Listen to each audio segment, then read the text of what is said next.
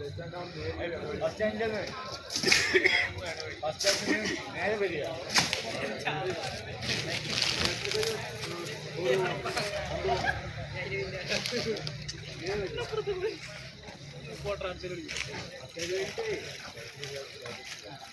ഒന്ന് രണ്ടാമത്തൊരു ആറ്റ് വരും. രണ്ടാമത്തെ ആറ്റ് വരുന്ന വഴിക്ക് വീട്ടിൽ ഓടി വരും.